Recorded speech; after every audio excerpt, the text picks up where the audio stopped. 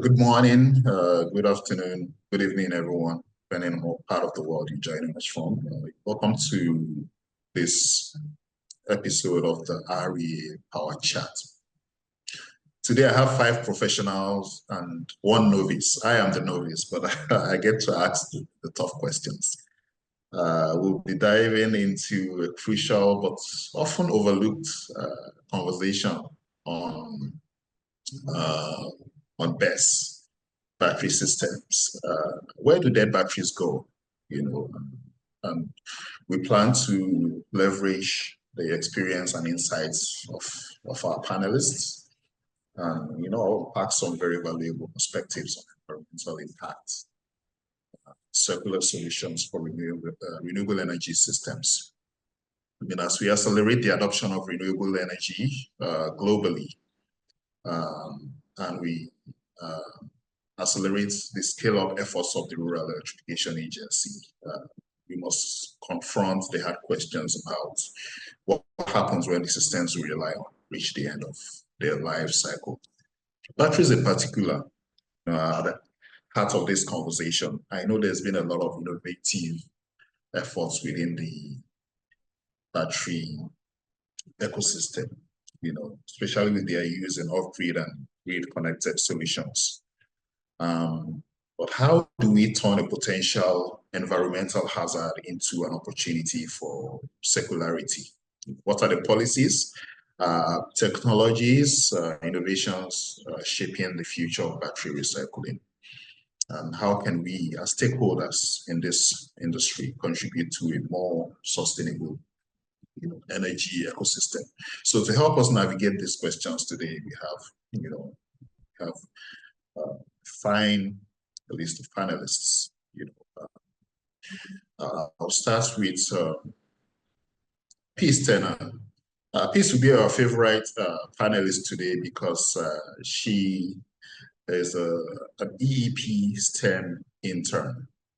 I'm sure that Victoria will be excited about that, seeing your amazing work on TVET over the years. The REA, by the way, has a gender mainstreaming system within its institution, and we've been able to train over 300 female students using the STEM system. I'm happy that you're here, Vic, because I've seen your amazing work on TVET, and I know that you paid particular attention to female within the sector. Hopeful that you and Peace will also be able to connect. Absolutely. And we have Professor Mike Oko of the Nigeria Electrification Project, the ever-busy Professor Mike. We had to drag him in today to join us for this. Adrian Clews. Adrian, I have some tough questions for you. Hopefully you'll be able to provide answers to those questions, especially on battery recycling. What it takes to actually keep a clean, safe, and sustainable ecosystem. Quinn, thanks so much for joining us today. I have some tough questions for you as well. I have tough questions for everyone, but I think today I would like to start with Prof. Let's kick off with Prof. Then I take Adrian. Then we run it through. Prof, based on your experience, and the Nigeria Education Project has been on for quite a while, and we've made some very, very impactful, progress using that mechanism to deploy sustainable off-grid solutions across the country.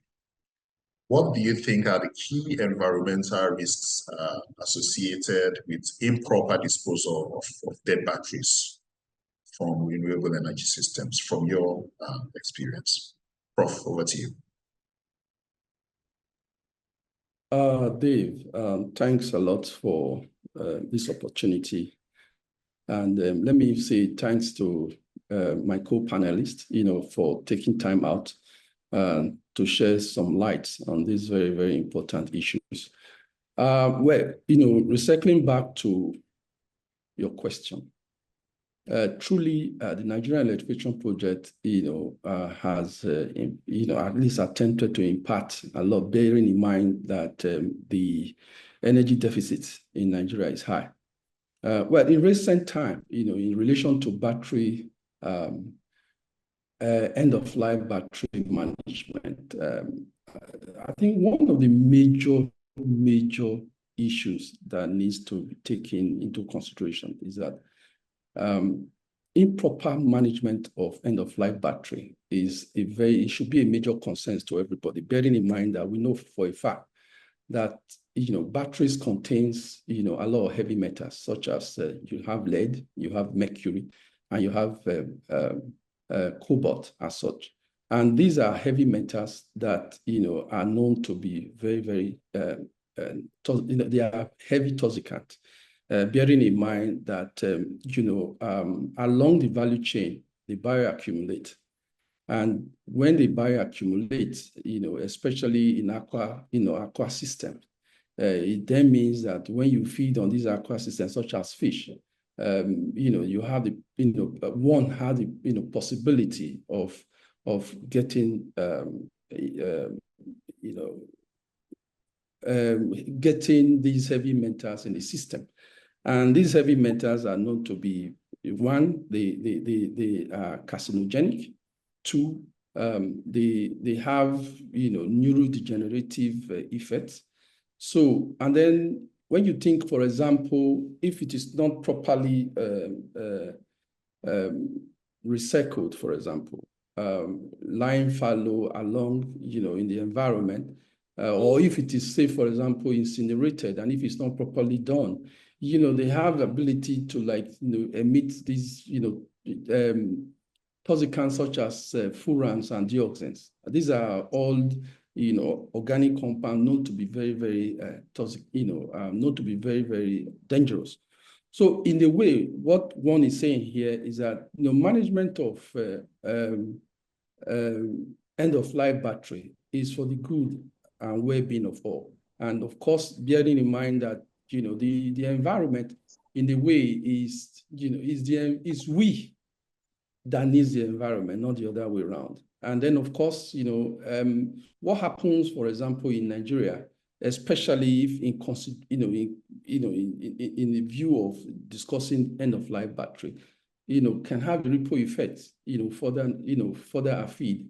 For example, like I said previously, if you have fishes that have feed on these end-of-life batteries, that are further feed in the ocean, and then somebody else, kind of like possibly consume such, because of the bioaccumulation, it will definitely have strong consequences.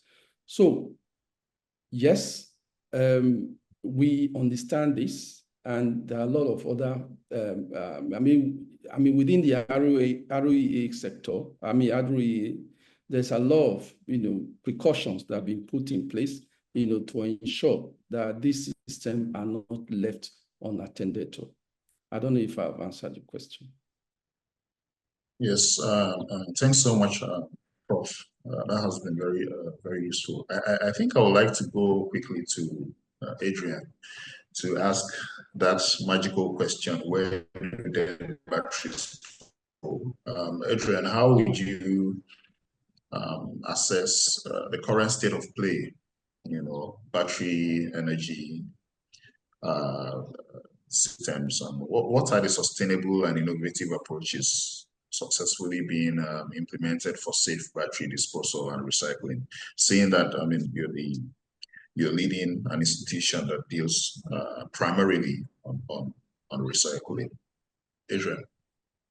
Yeah, thank you for the question. It's a very good question.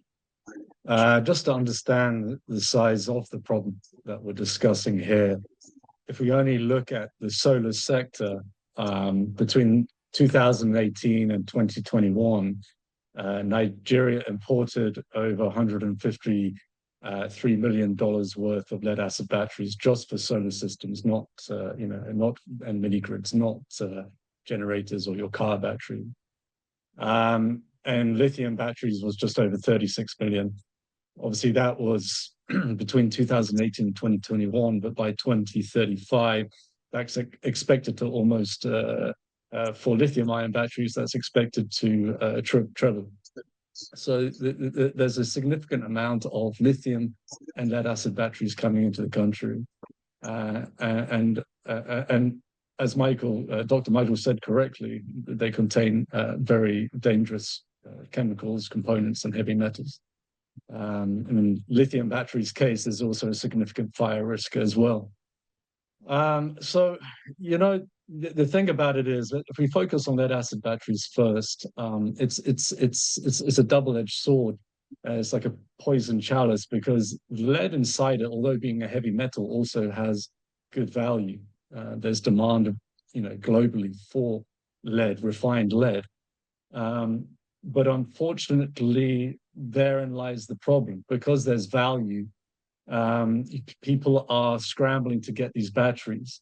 And sadly, the people that are getting them are not always the most appropriate organization, maybe not the most formal or, you know, sustainably conscious company. I mean, obviously, we know there's about 30 smelters just in Lagos and Ogun State alone, but I think only maybe a handful of those are actually registered. And I think probably maybe one of them is aligned with the International Lead Association standards. So it does beg the question of what if there's all these other smelters and they're operating informally, which would basically lead to health implications, significant health implications. Then where is the incentive to establish a formal lead acid battery recycling program? Because you've got to understand that for a company to invest in this space, you need a level playing field. You can't have free riders and companies underinvesting, but then still receiving large volumes of these batteries. You know, in order to invest heavily in a lead acid battery recycling plant, you need volume. We've already seen that's been a problem for a few smelters in the country. I know many years ago, attending a conference with the Beto, you know, I remember them explaining to me that they need support for them to invest further in their plant because they're not getting enough feedstock. So although we've seen some great solutions coming to the country, I can think of probably one or two smelting facilities in Nigeria that were absolutely very good and very environmentally conscious with good pollution controls. But then there's a lot of companies out there that are not. And it's how do you compete with those informal recyclers who don't incur the same overheads that you're going to incur if you're managing your pollution correctly, managing your slag correctly, you know, and not indiscriminately disposing of it. We've seen in Ogun State, there was a terrible article in Business Day called Dying in Installments, where you saw large volumes of slag just being indiscriminately disposed of outside these lead acid battery recycling facilities, which were registered, but not meeting the required standard at all, which led to some significant problems. So what we need to do, what we're trying to do, yes, there needs to be more investment in better facilities that can handle lead acid batteries in particular. Lithium-ion batteries is a totally different area. It doesn't contain the same amount of value, or probably maybe not even the same amount of hazardous components either. There are hazardous components inside lithium-ion batteries, but it's a lot lower capex, a lot lower value, and probably the main risk to a recycler will be the fire hazard more than anything. But lead acid batteries is a different story. It's a much bigger investment, much more capex required, much more hazardous, complex. So what I would say is that you know, lead recycling has been around for over 100 years. There's lots of different technology, but the technology that exists is great. Where you have to focus on is pollution control. And the only reason people invest in pollution control is if that there's enough incentive for people to do that, i.e., you know, legislation, enforcement, maybe even subsidies or financial support to get people to do that. So I don't exactly answer your question, but the way I would say it is that we don't need to, redesign the wheel here. The technology is out there, it's tried, it's proven, it's been around for over 100 years. But what we need to make sure that in Nigeria is that we adopt that best practice and try and reduce the amount of informal recycling that's taking place. That for me is more important. Totally, I totally agree with you, Adrian. Speaking of growth in battery technology and innovations in battery technology, I know that there's an active partnership between the REA and Naseni on local battery manufacturing in Nigeria. I know that's at an advanced stage now, because the idea for us is that we are driving the nation's scale-up efforts, on renewables. We also need to be conscious of, things like this. In the next 10, 15 years, what happens? Is there a proper system, proper guidelines, battery disposal? Quickly, I forgot to mention, we now have 105 people watching. Because of our attention to cognitive diversity, I can assure you that there will be a 15 minutes Q&A for the attendees. So if you have a question or you want to make a contribution as an attendee, please note those down. And once we have the Q&A, just click on the hands up icon, and we're going to let you in and to ask your question or share your thoughts. So hang with us till the end of this for you to have that. Yes, I mean, we also value a lot the part that institutions, academic institutions and research and innovation institutions have to play, within this very critical sector. R&D naturally is supposed to be a big deal within the renewable energy sector generally. Victoria, how would you assess that? How do academic collaborations contribute to advancing battery recycling technologies and developing sustainable waste management solutions? You have been within the R&D and research ecosystem for quite a while. What have you seen in terms of collaborations to aid proper battery recycling? Thank you for that question, David. And let me start by saying that academic collaborations are or should be at the heart of advancing battery recycling technologies and sustainable waste management, because academia holds your hand through paths that have never been told before, right? If we take it back to Joseph Schumpeter's theory of innovation, it highlights how new technologies emerge from research and development, and universities are key players in this process, right? Now, without academia, industries, in my opinion, and from what I've seen, lack the scientific foundation needed to improve recycling methods. And governments also struggle to develop evidence-based policies. So the question is not whether universities should be involved. The question is how we can optimize their role in shaping a circular economy, like you said at the beginning of your introduction. But having said that, academic collaborations contribute to driving innovation through R&D. So the devil is in the detail, right? Innovation does not just happen in isolation, right? The concept of social capital explains why collaborations matter. Universities bring scientific expertise. Industry provides that practical application, and policymakers then create the enabling environment. So take the European Battery Directive, which was shaped by academic life cycle assessment of lithium-ion battery waste. Now, Nigerian universities or African universities can play a similar role by conducting research on solar panel disposal, or even more research, much more than is being done. But then you speak to, when you expect that of them, they also expect funding, right? Support for these scientific explorations to happen. So battery recycling, waste energy conversion, should be at the forefront of renewable energy research as we speak, right? Not taken as a secondary element to the conversation.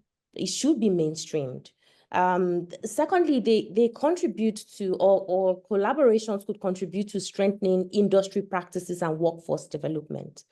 I recall Amrita Sen's capability approach, which reminds us that economic growth depends on equipping people with the right skills. So universities do not just generate knowledge, right? They build human capital. And I think that's where many of us are missing it. We think, oh, it just generates knowledge. You go there, yeah, you learn, and so what, right?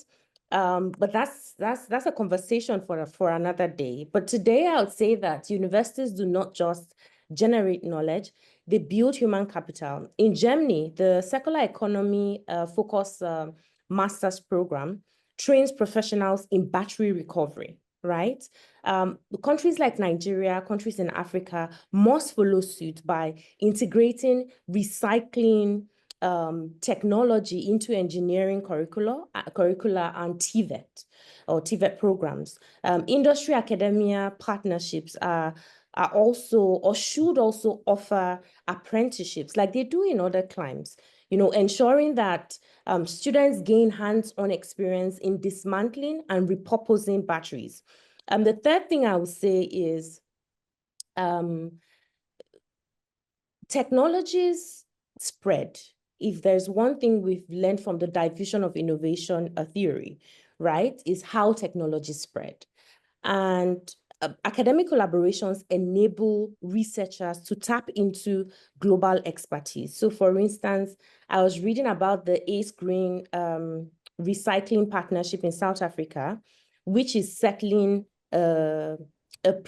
setting a precedence for lithium-ion battery recycling in the African continent. So I think that Nigerian universities must also foster similar collaborations with global institutions, right, in order to gain access to cutting-edge research and best practices in sustainable waste management, but also doing so bearing in mind the context. We cannot just monocrop or import, right? When we do knowledge exchange, we should do it with our context in mind.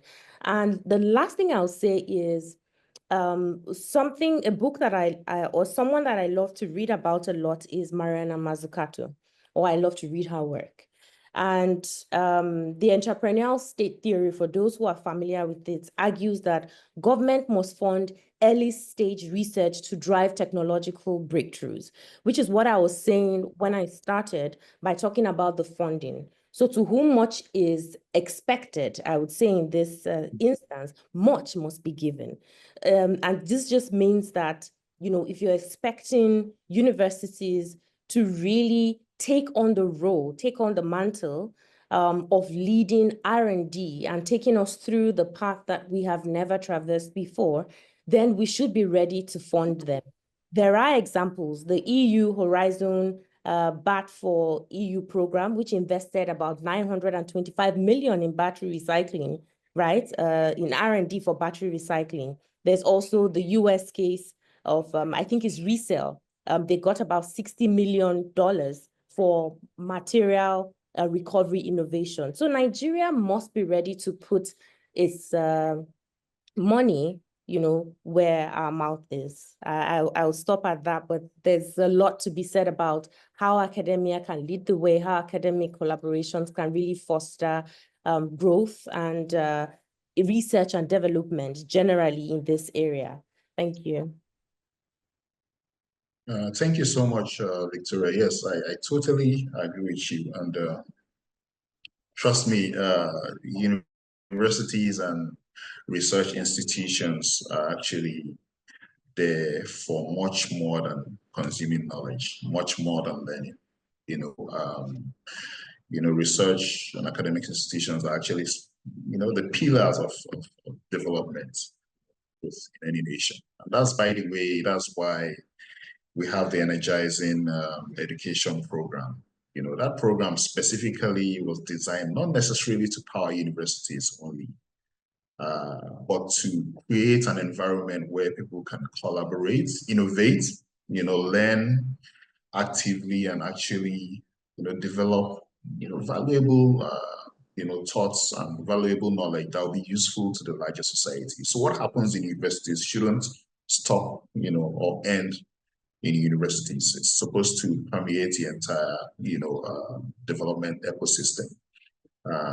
Yes, so I totally get your point.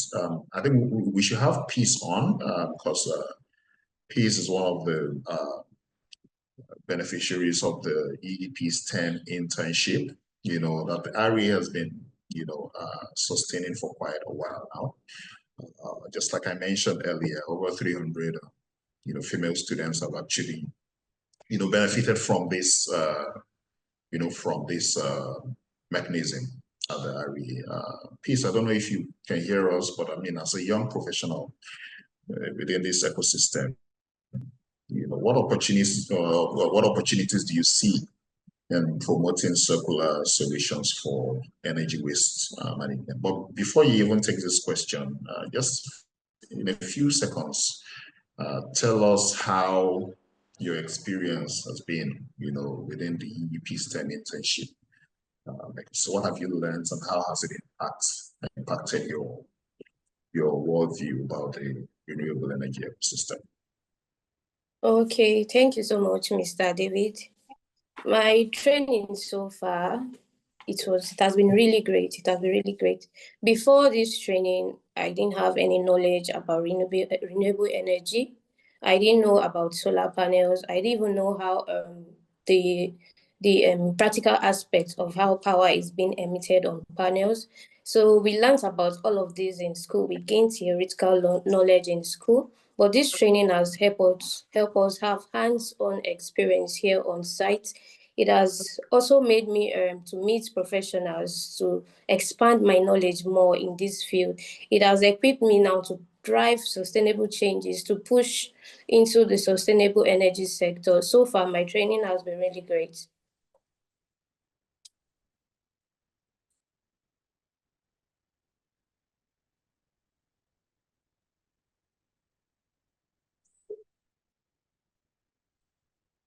Okay, Peace, you're there, right? Yes, I got that. Okay, then, I mean, what's the, as a young professional within this ecosystem, what opportunities do you see, in promoting circular solutions for energy waste management?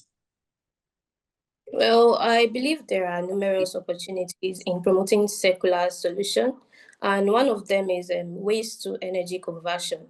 This type of conversion involves converting these waste materials into usable forms of energy. This energy could be in form of heat, it could be in form of electricity or fuels, and it is being carried out through different processes like incineration, like gasification, and a lot more. Whereby these raw materials, these used solar panels, these worn-out batteries, these waste materials, they are being heated at very high temperature to produce biofuels, to produce biogas, to produce electricity and heat. And I will recommend this waste to energy conversion, because instead of allowing these waste materials sit on landfills, instead of allowing them pollute our environment, instead of allowing them pollute our water, we could collect them and use them as a form of energy. And this will help reduce the emission of greenhouse gases into the atmosphere. I also see opportunities in giving batteries a second life. For instance, now, our electric vehicle batteries.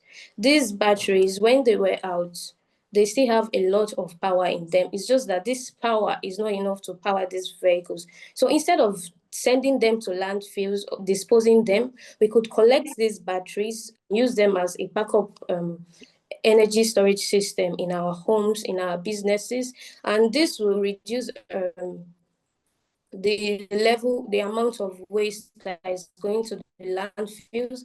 It will also serve as a cheaper energy storage system. And another opportunity I see in promoting circular solution is recycling this used renewable energy components. For example, our solar panels, they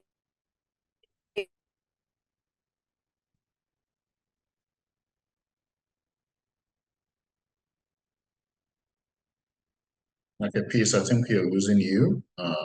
Sure it's your network. Can you hear us? have a lifespan of about 25 to end of life cycle. Most landfills, it will also reduce the need for new raw materials. So I see opportunities in recycling, and recycling it does not just make our environment good, it also make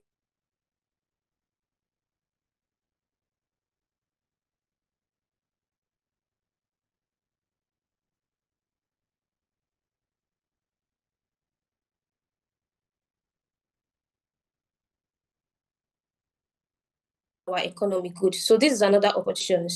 I read in an article, United States, the recycling jobs to people directly and indirectly. So you can imagine the kind of economical growth the United States got just by investing into this recycling of waste products. So I believe that these opportunities are not just good for our environment.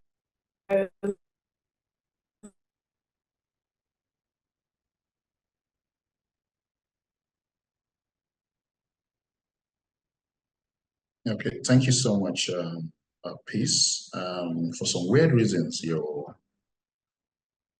service But they keeps... also maximize the resources to promote both us and the planet. All right, thank you so much, Peace.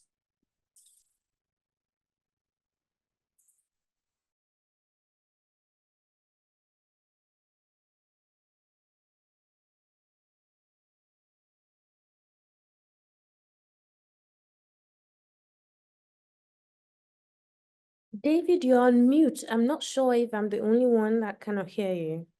I was just going to say that, I can't hear him anymore. Yeah. Okay, can you guys hear me now? Yes, better now. Yes. Okay, great. So I was gonna go to Queen. Queen, my first tough question for you is on challenges, of course. What challenges do you face in educating customers about the environmental aspects of battery end-of-life management? Are we even at that level of consciousness as customers? And I mean beyond the thousands or the millions of customers in last mile communities, even in peri-urban and urban areas. Are we at that level of consciousness as customers? The environmental aspects, of battery management. Queen, over to you. Hi. Hi, David. Yeah, well, so educating customers in the off-grid renewable energy market poses like significant challenges. So most customers typically prioritize immediate benefits, such as energy independence and cost savings. So their priority is more about how much is this product worth, right? Rather than, on the long-term environmental impacts, such as, battery disposal or e-waste guidelines, that's definitely not on the top of their minds.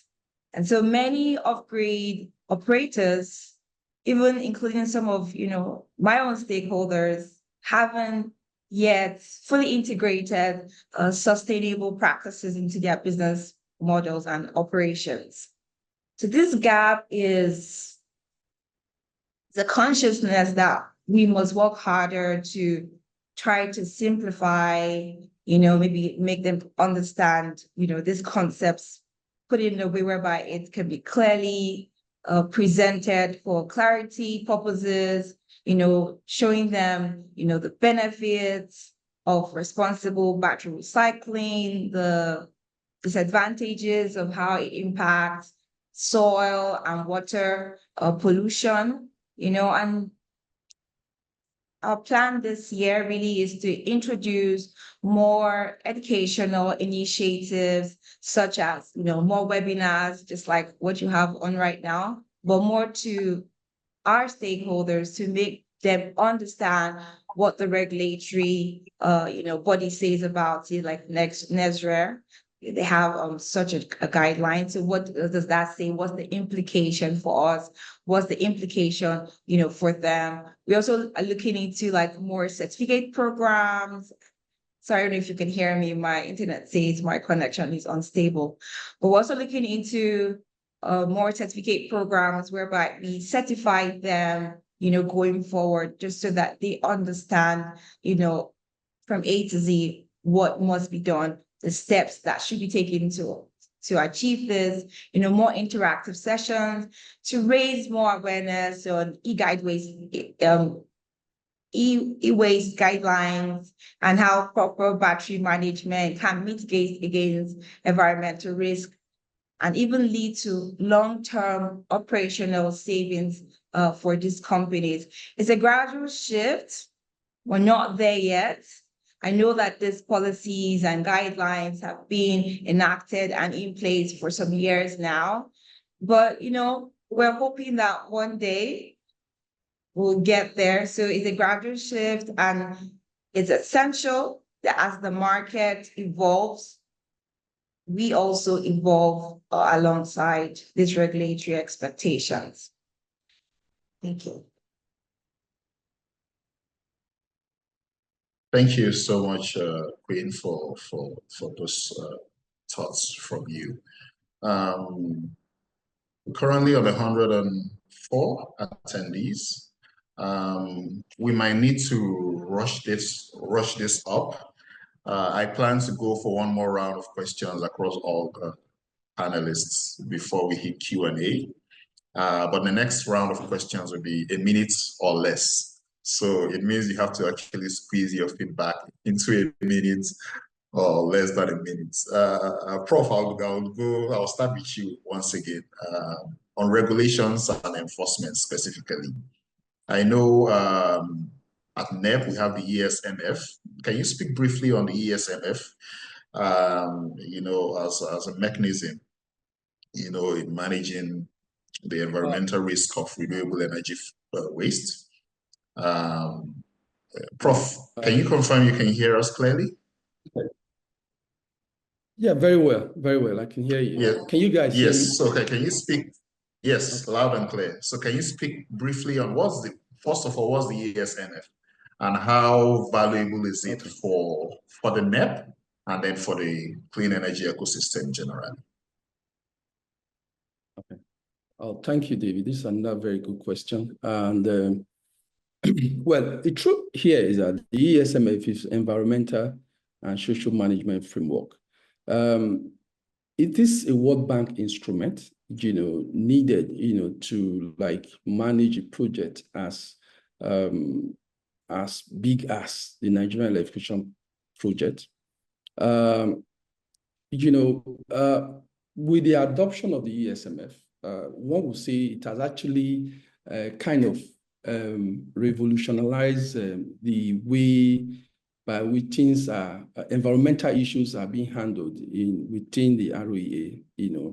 Bearing in mind, this is bearing in mind because the fact that REA now is you would say it's an international organization, bearing in mind that it gets funding from different sources. Specifically to your question, the ESMF as adopted for the NEP has actually it embedded all of these things that we'll be discussing. How, to a large extent to manage environmental and social issues such that it will not snowball. And then, in fact, mitigate all of these things that we've discussed so far. And, because of the robustness of the ESMF, which the NEP is operating, we've actually incorporated, or the NEP has actually incorporated what you call the EPR, the Extended Producer Responsibility. And I'm glad that, Adrian is here, bearing in mind that we do understand the importance of all of these things, the systems that is currently being deployed for the Nigeria electrification project. We confident, or we know, in the next 4 to 5 years, there's going to be loads and loads of end-of-life battery. And of course, having a system or a company like, the one Adrian operates in Nigeria will actually help to mitigate some of these things that we'll be discussing. And then specifically, I must say, the ESMF, I can, to a large extent say, because of the ESMF, the Nigeria electrification project has actually upscaled some of these things that we'll be discussing. And that's to the credit of the REA, because of course, environmental sustainability and management is the core of all things that the REA have been trying to project. And this is very essential if we must, in our attempt, to electrify, Nigeria one community at a time, we must ensure as well, or we are trying to ensure as well, that while electrifying Nigeria one community at a time, we are not polluting Nigeria one community at a time. So as such, ESMF is, it provides you with the necessary tool to mitigate most of these things that we've just been discussing. Thank you. Thank you so much. Thank you so much, Prof. I was going to go to Adrian. I'm happy you mentioned it. I still need a little bit of insights from you, Adrian, on partnerships specifically. In your line of, in your line of work so far, how has partnerships, between recyclers, renewable energy providers, who we now call RESPOs at the REA, renewable energy service providers, and government agencies, how has partnerships helped in accelerating the adoption of circular solutions? Adrian. Yeah, I mean, this is a topic that's been close to my heart for a very long time. I mean, I've been in Nigeria since 2008, and I started working on electrical waste recycling since 2010. And I remember attending the first ever REA hosted summit on e-waste at the Oriental Hotel in Lagos, and that would be 2010, I guess. So, and even then, we were looking at policy and legislation and how to improve this sector in Nigeria. I think if you got to look at it sort of where we were at the very beginning, where you had no registered formal e-waste recyclers in the country, you had no legislation, and you had this terrible problem of countries exporting e-waste to Nigeria and it being dumped there. So it became like a dumping ground for e-waste. And where we are now, I'm happy to say, is that we have legislation in place, we have EPR systems in place, we have PROs in place, and that's through a lot of work with recyclers such as ourselves, also working with OEMs, stepping out of batteries for a second. We're talking, likes of HP or Philips, big multinational organizations lending their experience and lending a hand to sort of provide guidance on what could work or not work, taking into account all the local factors. So I would say we've done very well. These things take time, but I would say we've done it very well in getting policy and legislation in place. Yeah. I take my hat off to REA and to the Ministry of Environment for doing that. Where we are now with all these policy and framework and legislation is now we need to implement it.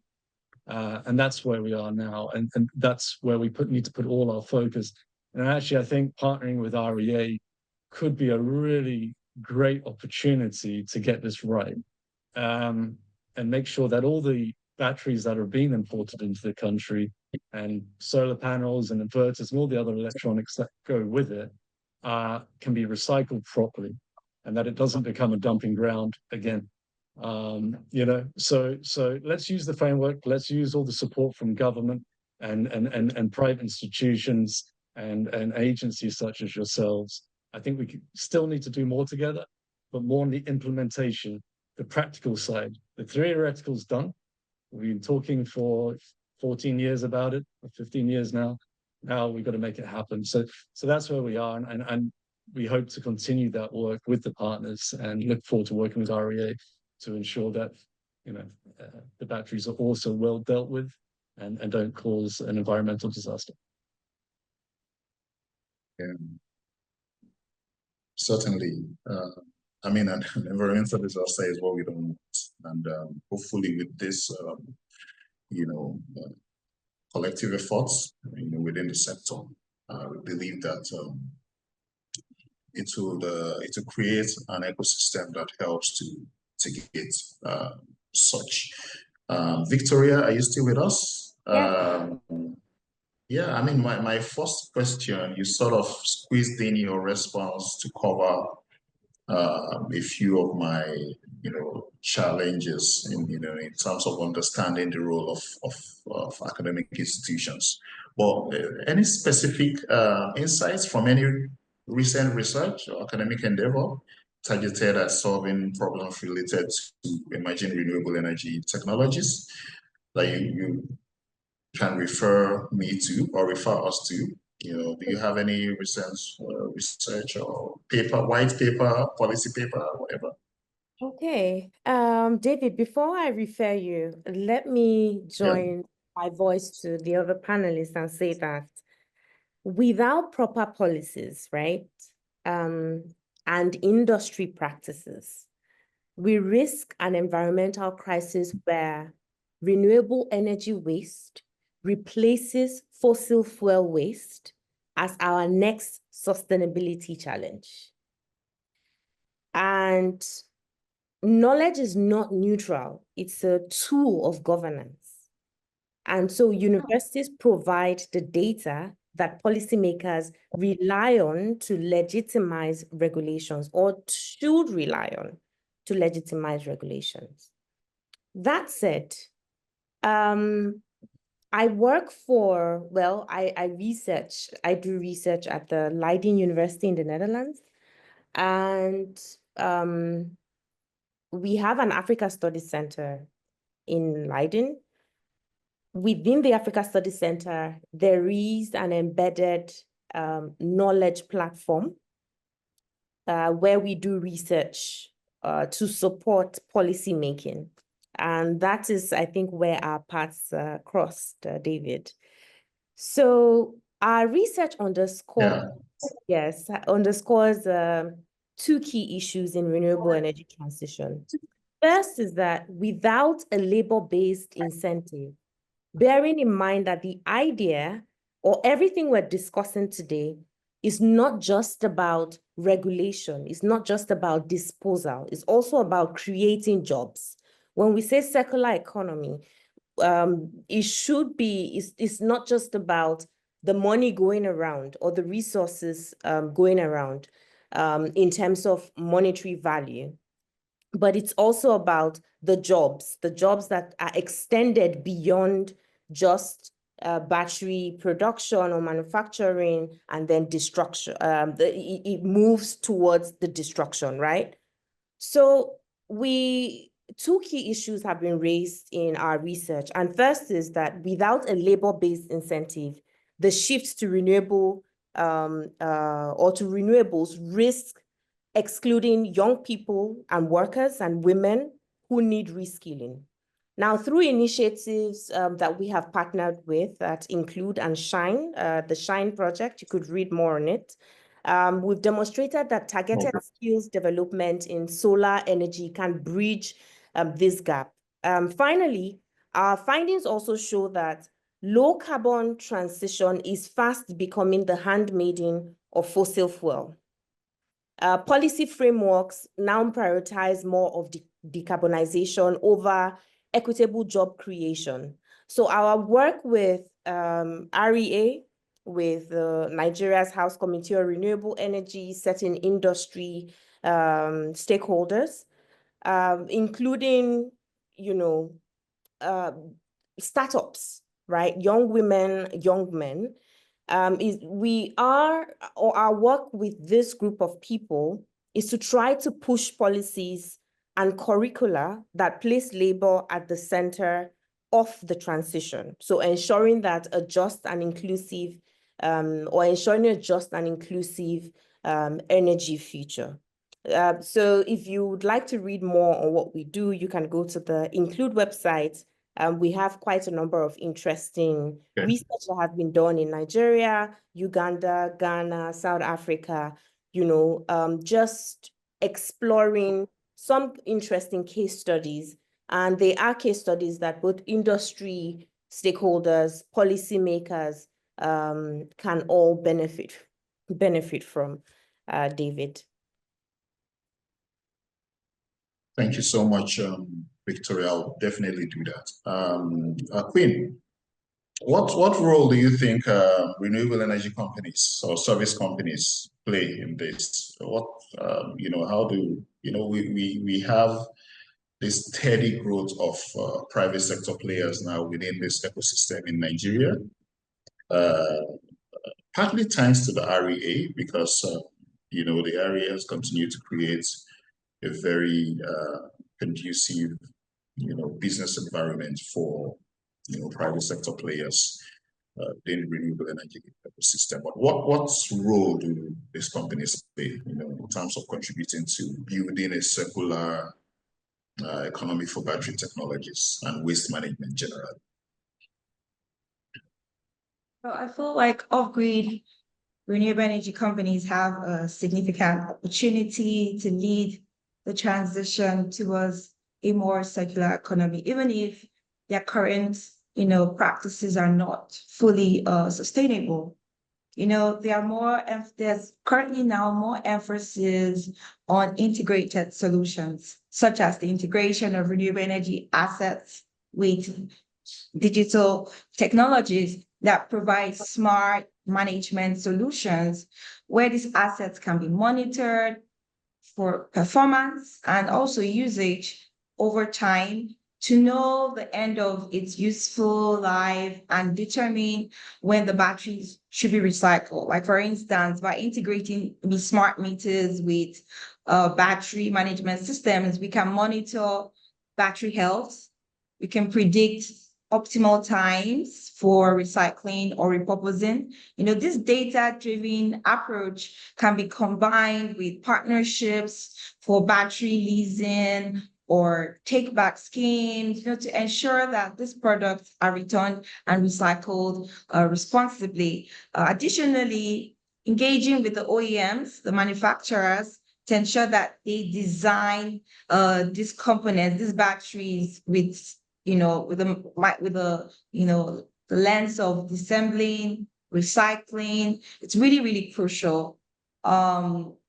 There are many off-grid companies currently that are starting from, the traditional business model, but now we're seeing a shift into more service-oriented approaches that can pave the way for, a more closed-loop system. I know that apart from designing, so there's one, they need to design, the OEMs design for circularity. That's to make sure that these batteries are easier to assemble, recycle, repurpose, so that there could be a lot of reduction in waste. There should also be strategic partnerships, so forming alliances with recycling firms around the country. I know that there are some in Lagos and maybe in Abuja as well. Also forming partnerships with the government agencies or with the research institution, like what was just mentioned, to foster more innovation in recycling technologies and to improve local recycling infrastructure. Furthermore, I think that, these off-grid companies need to look into innovative business models so they can help to transition, these products over time, into more service-based model, not just maybe one-time, sales, but look at how to provide service that is value-adding, that also incorporates sustainability, such as battery leasing or pay-per-use, that allow this company to retain oversight of the product lifecycle thereby ensuring, proper use and also management during its, life cycle. And lastly, I think there's also a need for more policy advocacy and customer engagement. Actively doing this from time to time will create more, pressure, regulatory pressure on these companies, create and improve more stronger regulatory frameworks, and also improve on educating, these companies about the benefits of circular economy. Thank you. Thank you so much, Queen. Peace, let me quickly get a minute from you. It's on the role of youths generally, both men and women. And by the way,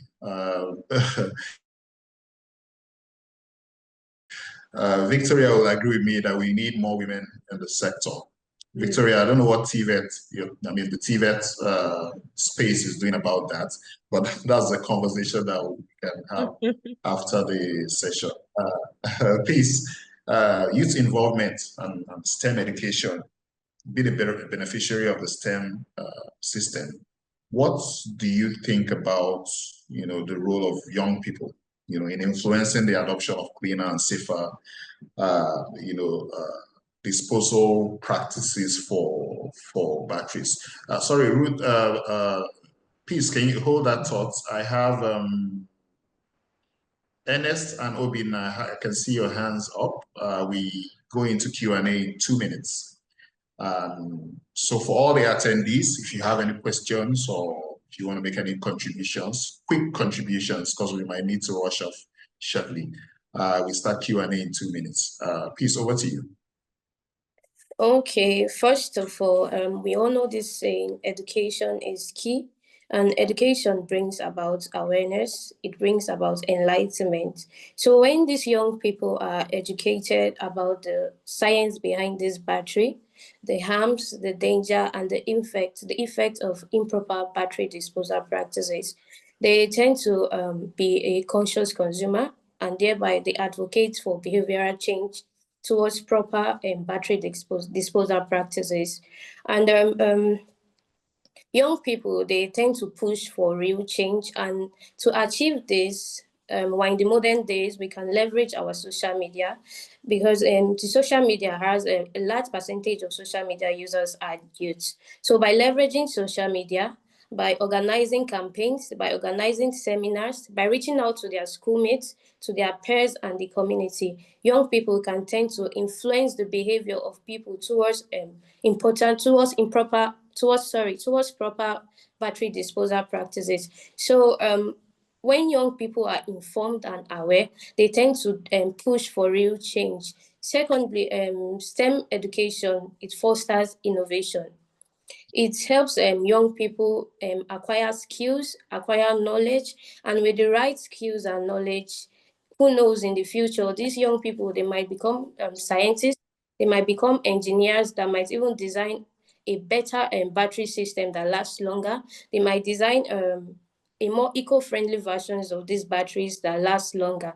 So educating young people, empowering them, it can drive for a shift towards proper battery disposal practices.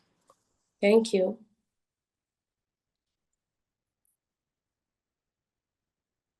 Thank you so much, Peace. That was very, very helpful. Yes, advocacy is very, very key. I think we need more active citizens, active young people, within the space for advocacy. That cannot be overemphasized, because there's still a little bit of knowledge gap within this ecosystem. And I personally believe that young people will have a very critical role to play, going forward, especially at this stage in the renewable energy sector in Nigeria, where the government is speaking about scale up. There are actually, active efforts towards renewable energy scale up. So we need a lot of young people like yourself. So let's go quickly into Q&A. So the rules for Q&A is that you keep your questions or your contributions to the topic, and you only have 1 minute. You know, I can see Ernest, Obina, Okudili, Ibrahim, and Israel. I currently have 5 hands up. Let's see if we can quickly run through. So I'm allowing you to unmute yourself now. Ernest, let's go with, I can see Ernest first. So let's start with Ernest. Ernest, can you unmute yourself and join us?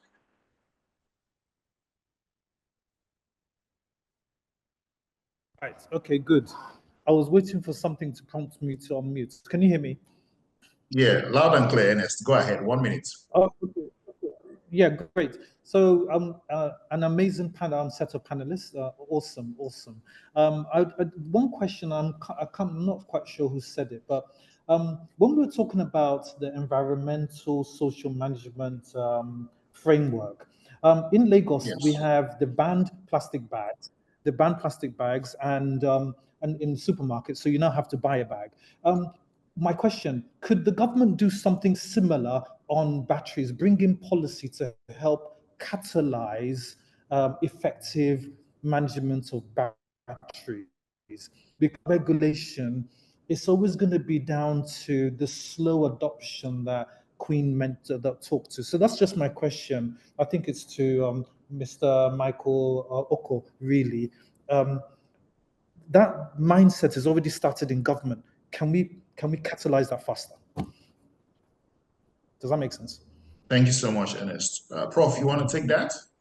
I was going to push it to Adrian, but Prof, take that, and then let's see what Adrian has to say about that as well.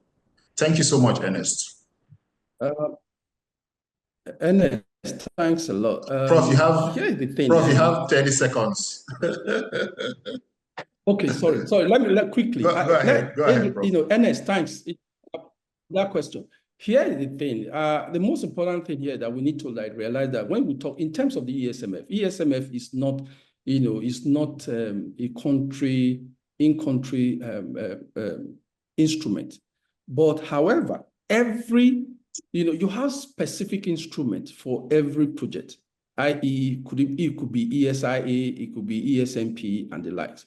But I think the most important thing is for us to try as much as possible for we that are in the environmental and social management space to ensure that all of these instruments encompasses, processes by which, battery and its subsidiaries are monitored and regulated. Thank you. Thank you. Thank you, Prof. Adrian, you want to add to that before I move to the next person? Yeah, definitely. I support everything that Dr. Michael was saying. And, in addition, I mentioned OEMs earlier. What is required is that the OEMs that want to bring batteries into the country take responsibility for them. And that's very important. And I'm not talking about the importer, because there's thousands of importers.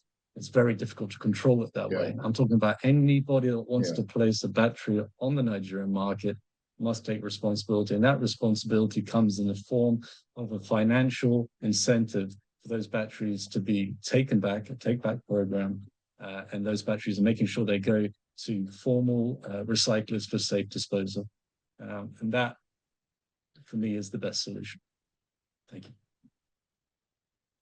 Thank you, Adrian. Yes, I totally agree with yourself and Professor Oko. And that's why at the REA, we have minimum standards and specifications for all REA projects.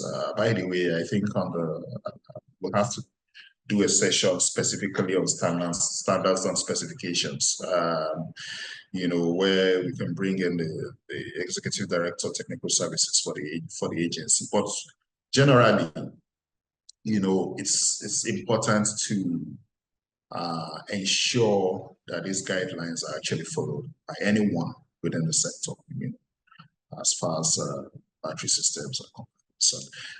Ibrahim, I can see your hands up. Let's go. Ibrahim, you have 1 minute. You can unmute yourself and join us.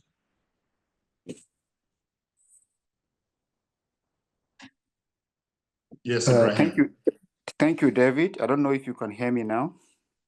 Loud and clear, Ibrahim. Go ahead. All right. Thank you very much. This has been a very wonderful presentation by all the panelists.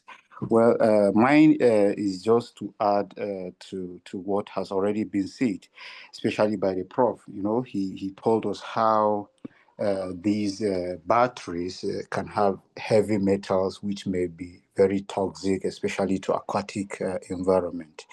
And then I want to add that I think bringing the academia and the industries into a kind of a synergy, there needs to be a kind of alternative battery materials that can be used to manufacture these batteries. For example, just of recent, I read an article from Indian Institute of Science that they are developing a kind of a sodium-ion batteries, which uses sodium that is commonly found in seawater instead of lithium. And then I think the potential for Nigeria here is we can also actually explore locally available materials such as cassava, or carbon, and other materials that are less toxic, to a kind of hello, sorry. Hello. Yes, we can hear you.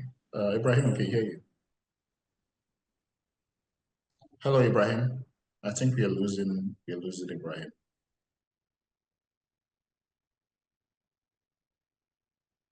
Okay, let's quickly go to Obina. Obina, are you there?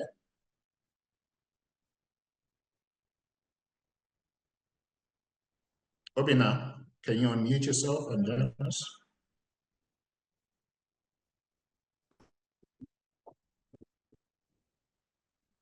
Obina, go ahead. Good afternoon. Yes. Yes, good afternoon. Go ahead. Hello. Hello, good afternoon. Can you hear me? Loud and clear, Obina. Uh-oh. Okay, thank you, sir. Okay. Yeah, my Okay, question go is, ahead, Obina. We can hear you. OEM. Can you hear me? Yeah, the Loud and battery clear. OEM, can they have where they can take back the batteries that have expired? The OEM that manufacture those batteries that have presence in Nigeria, I think they should be encouraged to have a plan to take back used battery from developers. Then, on the other hand, before in this country, we have companies that make batteries like Exide, Berek. Are there no staff remaining there that can put together something where we can work with them, or they can be a separate entity, or work with government agency, or work with Federal Ministry of Environment to address the issue of battery recycling? That's my thought. Thank you, sir. Thank you so much, Obina. I think I should quickly go to Victoria. Victoria, your thoughts on EPR, extended producer responsibility. In 30 seconds, can you share your thoughts on, relating it to what Obina just said? Well, when the first person asked the question about plastic ban and whether it could be done for batteries, my first thought was yes. You can ban, you can restrict hazardous materials like batteries, just as it has been for plastics in Lagos. However, because batteries, just like Prof said, they contain toxic heavy metals, lead, lithium, cadmium, and a ban alone may not be enough. Instead, regulations should focus, especially in Nigeria, with our nascent ecosystem. It should focus on extended producer responsibility, where you require manufacturers to collect and recycle used batteries. And then you punish in the instance where you find that a battery belonging to a certain manufacturer is constituting pollution, right? So that ensures safe disposal and then the recovery of materials. But you should also consider deposit refund systems where you incentivize recycling. So consumers will pay a small fee when purchasing a battery, which they take back when they return it for proper recycling. Also, formal recycling infrastructure is very important. And I think, was it Adrian that talked about this a bit, but investing in a safe battery recycling plant to prevent informal sector mishandling. This is really happening with this Babambola, what do they call them? The scavengers, you know, leading to environmental contamination in Nigeria. We just had a research on that as well. And batteries came up very strongly. You know, it is hazardous to them. It's also hazardous to the people or the areas, people living in the community where they store these batteries. So it's very important to note that a complete ban could lead to illegal dumping and unintended consequences. So a more regulated take-back system would be effective, in my opinion. Yes, certainly. Before I take the last, by the way, we have one more, two more, no, one more. We already took Ernest. OEMs have come up very frequently in this session, and coincidentally, you know, there's a manufacturer summit that the REA is planning for this year.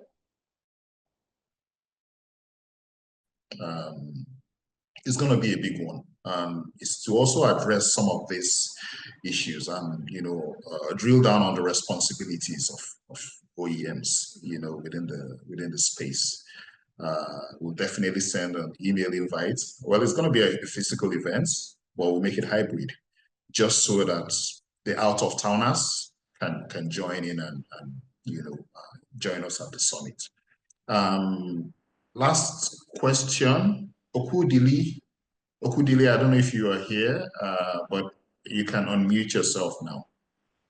1 minute, please. Okudili, can you hear us?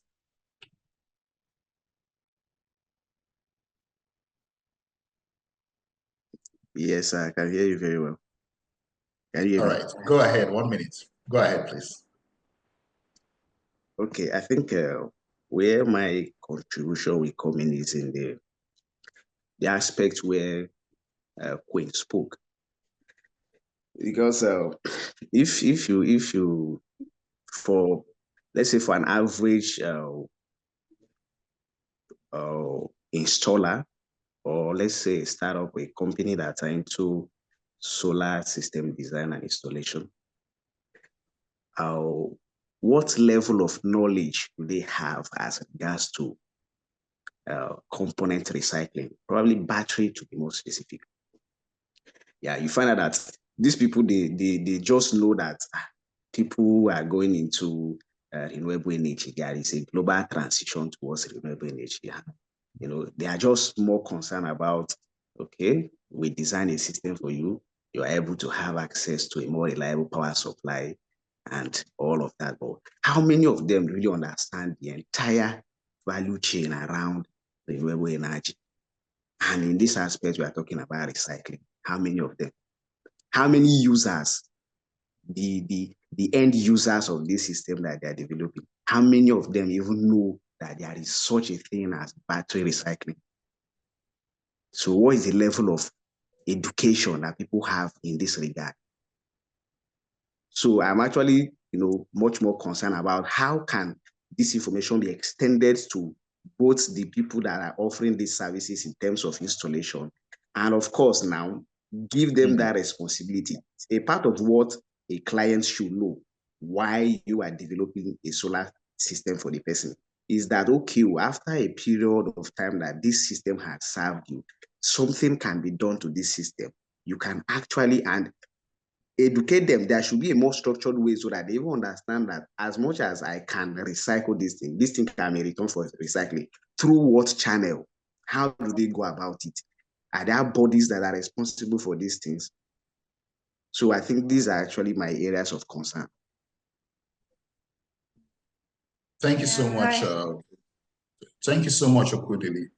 Sorry, Queen, before you go on, before I lose this thought, Okudili, specifically, your feedback is so valuable because, kicking off the year, that has been one of the conversations that we've had at REA. The responsibility of OEMs and private sector players, and that's why, the current MD/CEO of the agency continued to mainstream the fact that we now need renewable energy service companies within the space, not just developers who are interested in their bottom line, but private sector players who are interested in changing their governance, structure and taking on additional responsibilities beyond buying and selling, educating consumers, doing CSR, ensuring that, this ecosystem that we hold so dearly, they understand what it means to actually deploy, clean energy solutions, beyond business of electrification, and we will continue to mainstream the fact that private sector players needs to take on, more responsibilities, in ensuring that, this sort of knowledge-driven approach, to enlightening consumers. It's actually there. Queen, you wanted to say something? We'll take, I think we'll take Israel for 30 seconds. I wanted to add to that. I can see. Yes, go ahead, Queen. Can you hear me? Yes, clearly. Go ahead, Queen. Oh, sorry. Yeah, Okudili, that's a really good feedback. This is a big problem. And the solution really is, two-pronged. And just like David had mentioned, the government has to also take responsibility for, more compliance and implementation of the policies that are already out there. There needs to be more advocacy on the associations that currently exist to help to facilitate recycling management. I know there's one of them such as Apron, and there are many of them out there like that, collect this components and batteries and recycle them. And sometimes even give you a fee. But the point of education is really, really pertinent. Most times, if they don't know, then they don't do it. But if they know, you would see companies begin to take action towards, waste management. And so, one, the government has to take responsibility for such. Like even with the grant programs, it could be embedded in this, agreement whereby you say you take this, you're shortlisted as a beneficiary. However, you must adhere to this e-waste guidelines or other policies such as that. Also, the companies that are selling these products need to educate customers on a frequent basis prior to purchase. In the terms of agreement of those purchases, so in the invoices, this has to be listed. Periodically, there has to be, webinars or education, initiatives, certificate programs that these stakeholders or their customers can be updated in terms of what regulatory, law has passed concerning this topic. So this is something that is not just, one person's job, but it's the whole ecosystem. Even talking about the OEM, looking at what Mr. Obina had mentioned, talking about why don't the OEM take this back? The truth of the matter is that most of these OEMs, sad to say, are not based in Nigeria. Most of these products are imported into the country. And so when an OEM that is somewhere in, India, China, US, wherever, they sometimes are not really aware where this product or battery ends up, right? So you can't really say that this OEM should do that, except if these OEMs are in Nigeria, you purchase from Nigeria, then yes, maybe they could, set up such take-back program to take those things back during the end of the life cycle. However, they always have situations whereby due to external factors, economical factors, political factors, these companies are no longer in the business. They may exist, but maybe they carry their load and leave the country, leave Nigeria. So what happens then? So that's why we need more private sector. So it's like a PPP, public-private partnership, where, a private sector can come into Nigeria and build these recycling plants, whereby, and since these are the things that we need, this will also build financial incentives for the, off-grid companies, and also build economic opportunities, for job creation and whatnot. And at the end of the day, helping the ecosystem with sustainability and environmental and practices. Lastly, wanted to also add that it's a joint effort, right? It's a joint effort, it's a win-win effort, but I know together we can achieve this goal. Thank you. Thank you. Thank you so much, Queen. We have 2 minutes to round up this session. Israel, do you want to come for 30 seconds? Israel, can you unmute yourself and join us?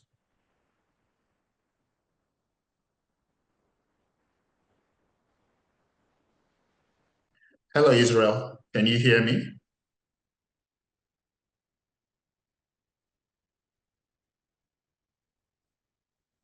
I think Israel is having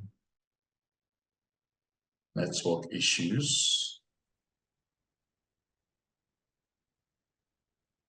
Okay, let's replace Israel with Lawrence.